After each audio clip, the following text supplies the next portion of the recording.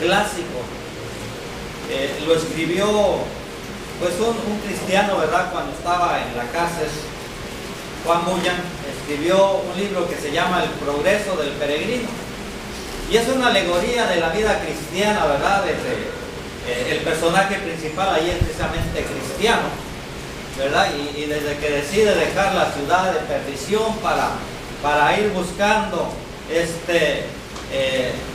la ciudad eterna, se va enfrentando a una serie, ¿verdad?, de enemigos, que no es más que una descripción de los enemigos que en la vida cristiana enfrentamos nosotros, como incredulidad, desánimo, etc. Si ustedes tienen la oportunidad de leer, es más, hay una película y la pueden encontrar, ¿verdad?, en internet. Vale la pena leer ese libro o ver esa película. Y lo menciono porque el título, ¿verdad?, de nuestro mensaje casi es el título de ese libro, ¿verdad? Solamente le cambiamos allí una palabra, el progreso del cristiano, pero en realidad muchas de las cosas que este hombre de Dios siglos atrás escribió, queremos compartir con ustedes en esta mañana. Así que les invito primeramente a inclinar sus rostros para orar y luego vamos a leer, hermanos, el pasaje de esta mañana. Si lo podemos leer juntos, sé que casi no hacemos esto, pero así por lo menos usted, si se me duerme ahorita, que soy muy bueno para dormir a la gente, o si se distrae, por lo menos si leí la palabra de Dios. ¿Le parece? ¿Le gusta la idea? Entonces, empezando en el versículo 9 dice así: porque si estas cosas... ¿Qué pasó, hermano? Dijimos que íbamos a leer juntos. Entonces les pregunté, ¿alcanzan a leer? A ver, vamos una vez más. Porque si estas cosas... A ver, hermanos, a ver, no les den miedo a leer la palabra de Dios. Vamos. Es que su lectura es una y aquí viene otra versión. Por eso dije, es la versión 60, la que está ahí, ¿verdad? ¿Alcanzan a ver? No les dije que lean en su Biblia. Dije, lean lo que está en la pantalla. O sea que para que no haya pretexto, yo sé que algunos traen versión 60, otros versión internacional, versión actualizada. Entonces, ahí está la versión 60, que es la más conocida, la más común, y quiero que la leamos ahí. A ver, a la tercera es la vencida. Muy bien, dice: porque si estas cosas tienen la vista, es ciego, habiendo olvidado la purificación de antiguos pecados. Por lo cual, hermanos, tanto más procurar hacer firme vuestra vocación y elección, porque haciendo estas cosas no caeréis jamás, porque de esta manera os será otorgada amplia, generosa entrada en el reino eterno, nuestro Señor y Salvador Jesucristo. Por esto yo no dejaré de recordaros siempre estas cosas, que vosotros las sepáis y en la verdad presente. Pues no tengo por justo en tanto que esto esté en este cuerpo el despertaros con amonestación, sabiendo que en breve debo abandonar el cuerpo, como nuestro Señor Jesucristo lo ha declarado. también yo procuraré con diligencia que después de mi partida vosotros podáis en todo momento tener memoria de estas cosas. ¿qué entienden ustedes por leer juntos? Sí, es que trae Dios. Cuando yo digo que hay que leer juntos, no se trata de saber si usted lee más rápido o si usted no lee. Tratamos de leer juntos. Y dije, la versión 60 es la más conocida, no hay problemas, estamos familiarizados, tenemos desde que llegamos a la iglesia del Señor usando esta versión. De hecho, diríamos del 2000 para acá han salido tantas versiones, ¿verdad? No es que sean malas, pero la versión 60 es una de las mejores traducciones que tenemos al español. No lo leyeron juntos, pero por lo menos algunos terminaron de leer y eso se agradece, hermanos. Mantengan sus Biblias ahí entonces abiertas, porque queremos usar este pasaje, hermanos, para hablar en esta mañana. Una de las experiencias que los predicadores tenemos, que el Señor nos da la bendición, ¿verdad?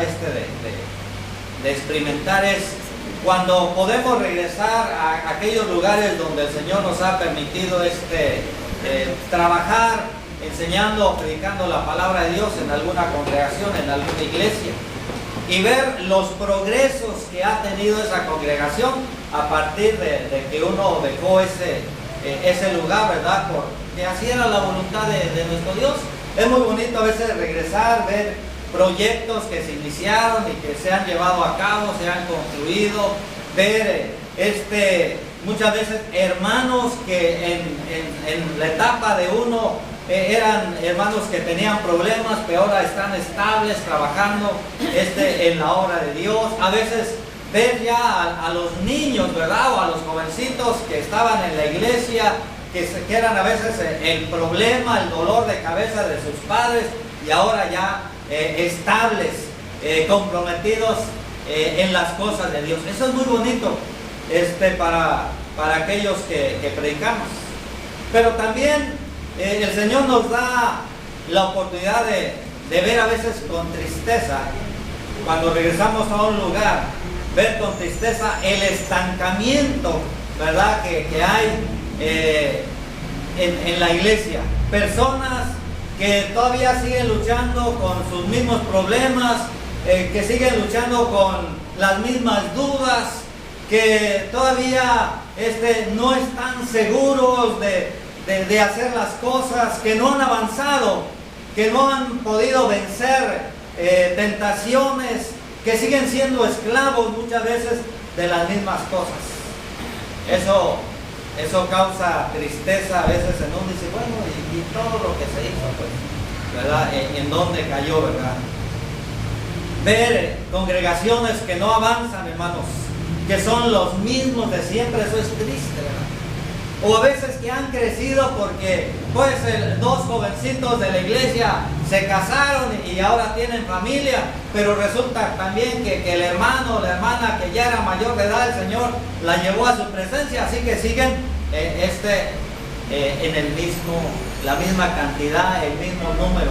Es más, podríamos decir que hasta hay un himno para este tipo de congregaciones. A lo mejor ustedes lo han escuchado, ¿verdad? Porque es muy popular. La letra dice así: por eso aún estoy en el lugar de siempre, en la misma ciudad y con la misma gente, para que tú al volver no encuentres nada extraño, sea como ayer y nunca más dejarnos. Lo escribió el teólogo Juan Gabriel. Es una canción popular, pero se aplica muchas veces a iglesias, ¿verdad? Que miramos que no avanzan. Personas también, ¿verdad? Que simplemente no desarrollan familias de creyentes. Y el pasaje precisamente que el apóstol Pedro nos deja aquí, que hemos leído, nos habla, hermanos, de un progreso en la vida cristiana. Si usted no estuvo al inicio del culto, leíamos los versículos 5 al 7, ¿verdad? Y allí el apóstol Pedro habla de un progreso, de un crecimiento, habla de la fe, y luego dice: a la fe hay que añadirle virtud, y a la virtud al conocimiento, y al conocimiento paciencia, y a la paciencia piedad, y a la piedad afecto fraternal, y al afecto fraternal amor, ¿verdad? Y luego viene precisamente los versos que leíamos, ¿verdad?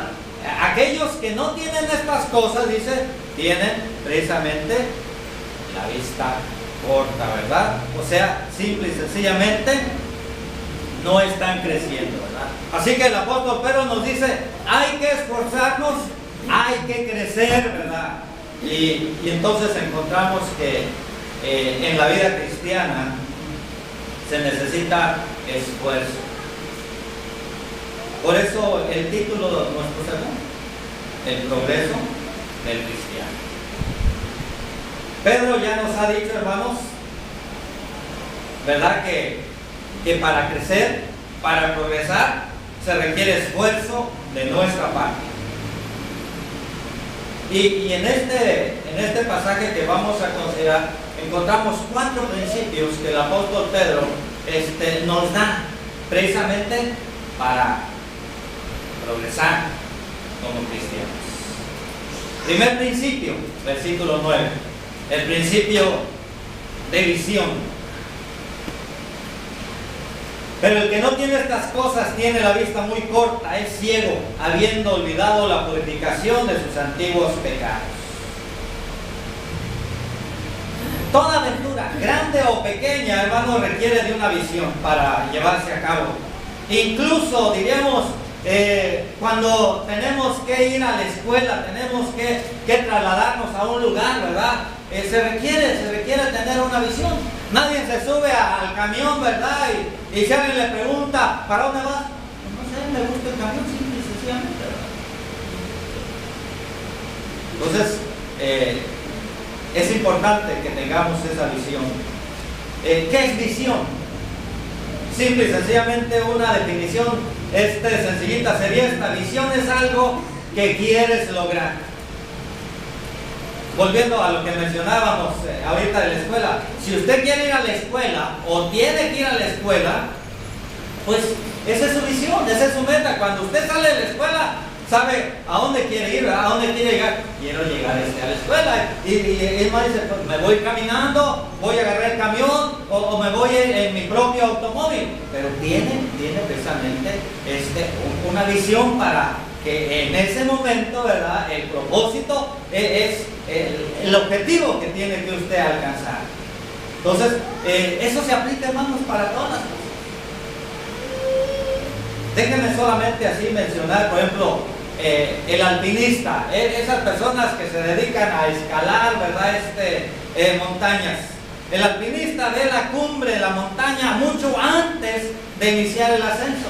Y digo, ¿por qué? Porque tiene que trazar un plan, tiene que decir, bueno, voy a ascender tantos metros a tal altura, voy a establecer un campamento, en fin. Tiene una visión, su visión. ¿Cómo le hago para llegar allá? ¿Qué caminos debo de seguir? ¿Qué métodos? O cuáles son los recursos que debo de contar, ¿verdad? Entonces, la visión, hermano, nos ayuda a hacer eso. El estudiante. Un estudiante se imagina su título, se imagina trabajando, ¿verdad? Tal vez ya independiente de sus padres. Y eso hace que ese estudiante se discipline, se sacrifique, se levante temprano, se acueste tarde, ¿verdad? ¿Por qué? Porque tiene una visión. Yo quiero tener un título, ¿verdad? Yo quiero terminar mi carrera, después ejercerla, y a lo mejor hasta se ve allí, ¿verdad?, ya en su despacho o ocupando un puesto de ejecutivo, de director, de gerente. Entonces, pero tiene una visión. Los escritores, el autor de un libro, ve su libro publicado en un futuro. ¿Sabe cuándo? No cuando lo termina, cuando está escribiendo apenas posiblemente el primer capítulo, o cuando hace un bosquejo de lo que quiere precisamente alcanzar. Los deportistas ven la medalla de oro, o el equipo aquel ve la copa, ¿verdad?, levantándola en alto. Entonces, de eso se trata, hermanos. Sin visión, difícilmente, hermanos, seguiremos adelante. Es más, Salomón dice, ¿verdad?, que sin visión el pueblo se desenfrena, ¿verdad? Así que necesitamos tener visión. Y es precisamente cuando no tenemos, hermanos, esa visión, cuando nada más así al estilo mexicano, a lo que salga, quizás esa es la razón, o posiblemente la razón por la que muchos cristianos desisten, fracasan, se alejan y generalmente se alejan en tiempos de bonanza. No sé si han dado cuenta que los hermanos que normalmente se han alejado de las cosas de Dios lo han hecho cuando el Señor les ha bendecido. Cuando no les falta nada, tienen trabajo, la familia está bien, empiezan a sentirse, pues ya no necesito de Dios, ¿verdad? Y entonces les perdemos la pista. ¿Por qué? Porque cuando usted o yo tenemos problemas, oiga, ¿sabe dónde queremos estar? Queremos estar con los hermanos. Queremos que los hermanos oren por nosotros. No solamente venimos los domingos, hasta los miércoles, es más, hasta vamos en Palma, yo creo, porque queremos que allá también los hermanos estén orando por nosotros. Entonces, Dios quiere, hermanos, que yo progrese, que crezca, que sea un mejor cristiano. Y precisamente para salir adelante en la vida de discipulado cristiano necesitamos abrir bien los ojos, o sea, necesitamos visión.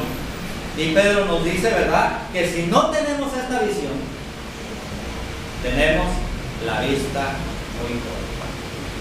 Si nosotros como cristianos no queremos llegar a la estatura, a la medida del Hijo de Dios, entonces Pedro nos dice, ¿sabes qué?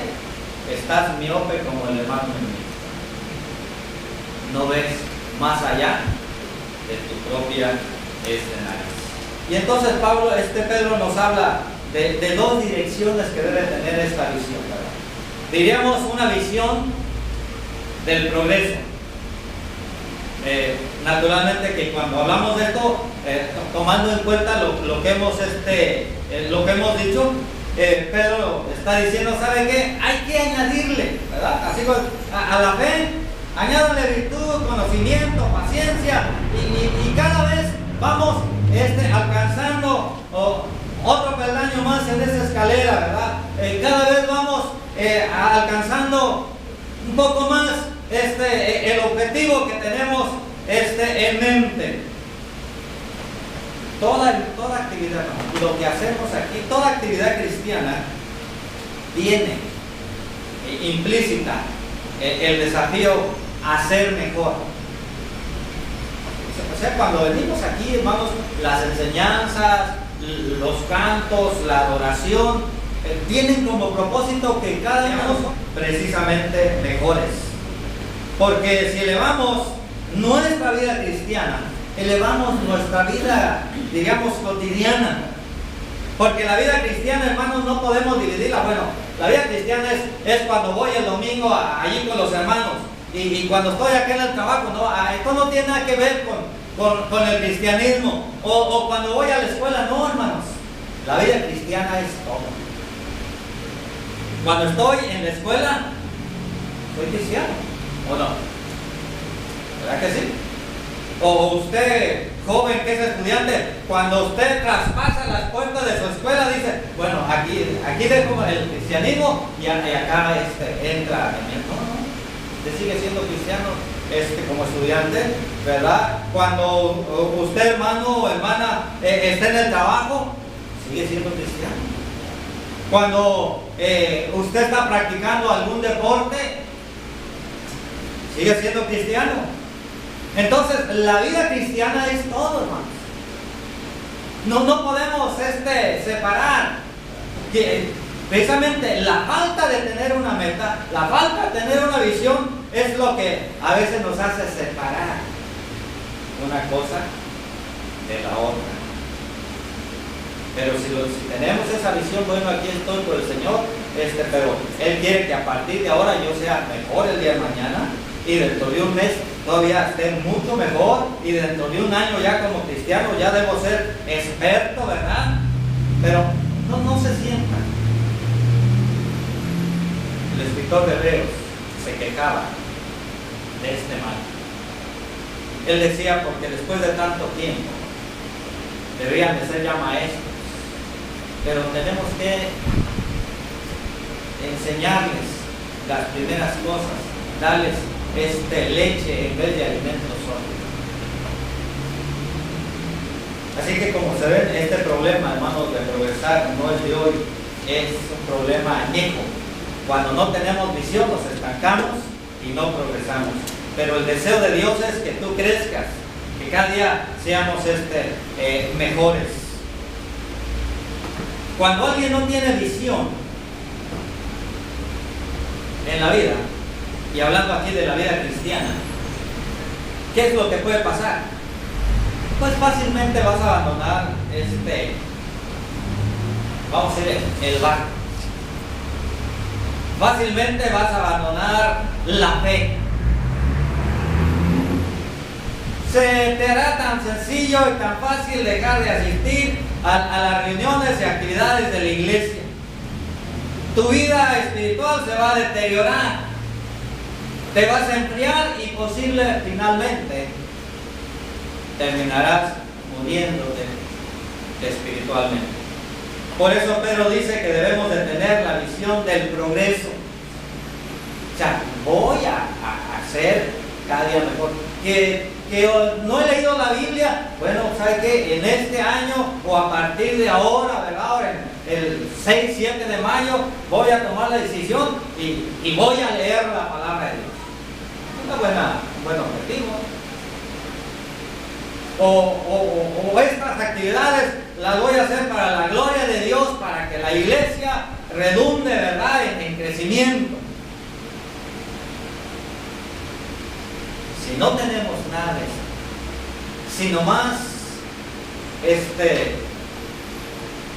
nos conformamos con venir el domingo y ya termino y me voy hasta justificado diciendo, bueno, ya cumplí, es que usted no tiene una visión de progreso.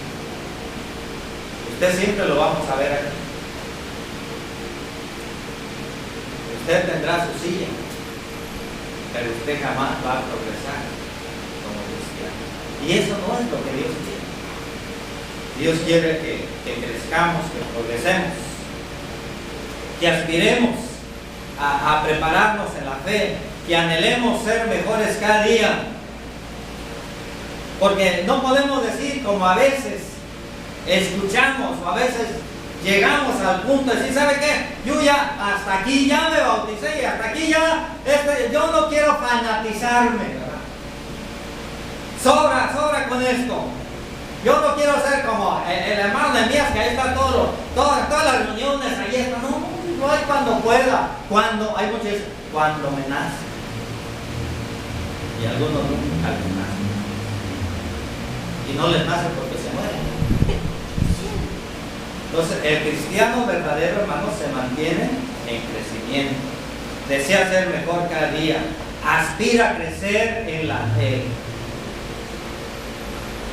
Por eso, Pedro nos dice, la dirección de esta visión debe ser una visión de progreso. Querer progresar. Dice, habiendo olvidado, cuando no tenemos esto, dice Pedro, al final del versículo, habiendo olvidado la purificación de sus antiguos pecados.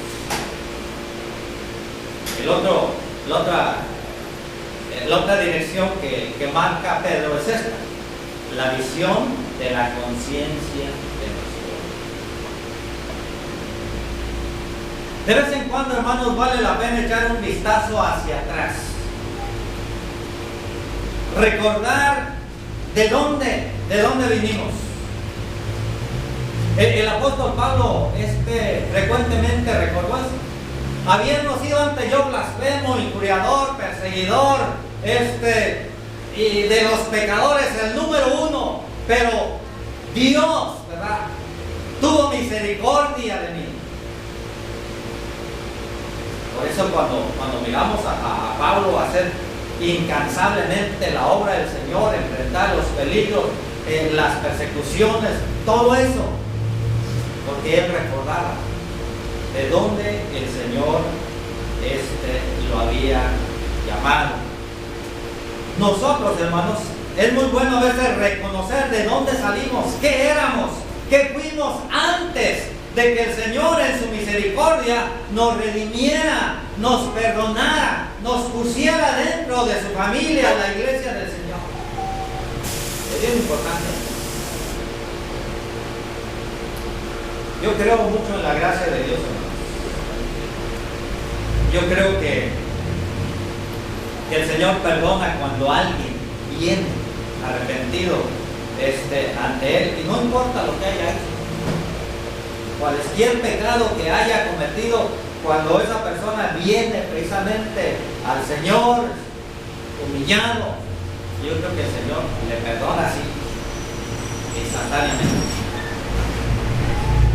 Que no es así como muchas veces nosotros creemos o así fuimos enseñados, ¿verdad? El hermano o la hermana X fallaron delante del Señor. El Señor en su misericordia, su Espíritu trabajó en ellos y les hizo entender que habían fallado, y vienen a veces con lágrimas, hermanos, la regué, cometí una falla, le fallé al Señor, ¿verdad? Pero ya le pedí perdón y quiero reintegrarme. Y nosotros bien santos, ¿verdad? Está bien, hermano. Bueno, pues aquí queremos ver los 6 meses, a ver si verdaderamente usted se arrepintió. Empiece a hacer frutos de arrepentimiento. Usted puede imaginarse al hijo pródigo cuando regresa todo sucio, ni siquiera se había bañado. ¿Qué hace el papá? Dice, báñate primero, porque así no, que se bañe primero. No, dice que lo abrazó y luego póngale un vestido, ¿verdad? Y le puso el anillo que simbolizaba la restitución a su posición de hijo, de los privilegios de hijo. Y luego dijo, vamos a hacer fiesta, porque mi hijo se había perdido y es hallado, había muerto y ha resucitado. Eso es lo que hace. Esa es la gracia precisamente del Señor, pero creo que a veces nosotros nos olvidamos de dónde hemos venido. A veces nos olvidamos de los pecados, así en montones de pecados en los cuales anduvimos, nos revolcamos, y de allí el Señor en su gracia nos llamó, nos lavó, nos perdonó y nos puso aquí. Amén. Nosotros no creemos en el purgatorio, pero a veces nos inventamos el purgatorio, ¿verdad? Porque ponemos al hermano ahí, fallaste, ni modo, te queremos ver allí, ¿verdad? Disciplinado. Hermano, la disciplina no es para el pecador arrepentido, es para el pecador que no se arrepiente. Es para aquel pecador que es renuente, que es rebelde, que no quiere dejar su pecado. Pero no es para aquel hermano o aquella hermana, ¿verdad? Que pues, sobra ya con el dolor, el sufrimiento, la tristeza de saber que le ha fallado al Señor. Así que Pedro dice, no se olviden de dónde el Señor los sacó. Muchos de nosotros, hermanos, cuando ya va pasando el tiempo en la vida cristiana, cuando ya hemos acumulado 2, 3, 4, 20 o 40 años como algunos, nos olvidamos que fuimos pecadores, que ofendimos al Señor, que blasfemamos, que hicimos cosas que todavía cuando de repente el enemigo las trae a nuestra mente, nos da tristeza y a veces hasta nos hace dudar de que si realmente somos hijos de Dios, si realmente Dios nos ha perdonado, ¿verdad? Pero la Biblia dice que el Señor nos perdona y agarra todos nuestros pecados y los arroja ya a lo más profundo del mar y nunca más se vuelve a acordar. Entonces debemos tener una visión, dice Pedro. ¿Cuál es nuestro origen? Para que en base a eso podamos nosotros seguir hacia adelante, progresar, en las cosas de Dios.